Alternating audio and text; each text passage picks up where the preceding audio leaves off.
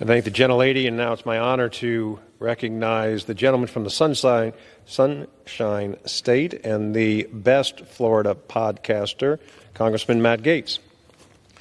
Does it feel sometimes like we're living in a crazy sci-fi movie where powerful entities and interests are trying to control what we see and what we hear and what we read because they ultimately want to dominate what we think and how we behave?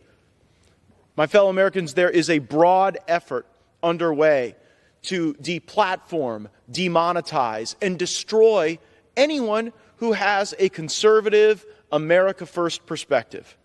We've seen this with Newsmax, with One America News. We saw Google work to demonetize the Federalist. And my question is this: when did we become so frail as a country? When did we take the position that if we saw something we didn't agree with, that somehow that would dehumanize us and limit our ability to participate in meaningful dialogue?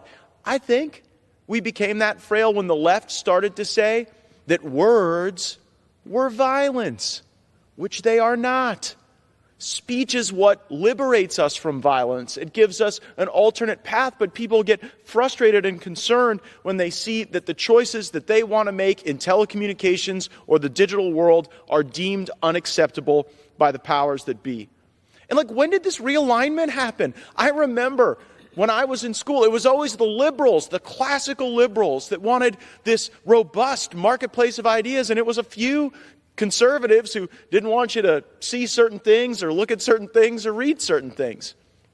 And now it's totally flipped the script because they have such a low view of our fellow Americans. So what are we going to do about it? The Energy and Commerce Committee should be holding hearings on this. The Department of Justice, antitrust entities should be looking into whether or not this is too much of a concentration of power in entities like AT&T and DirecTV that are stifling Newsmax and One America News and even Google's terrible work to try to demonetize the Federalist.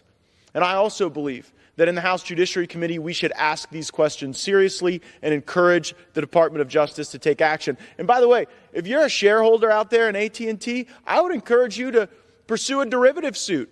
Why is it that some of these woke-topians that sit on these boards and these senior leadership positions are devaluing the stock that you own, limiting access to popular channels because they don't like the viewpoint, and they don't like you, and they don't care about an America where the values that undergird the Constitution are more important than the terms of service that we see at big tech companies. I thank my colleague Ken Buck for having led on these issues for many years, and there's much work ahead for the Biden administration, for Article III courts, and for this very Congress. I yield back.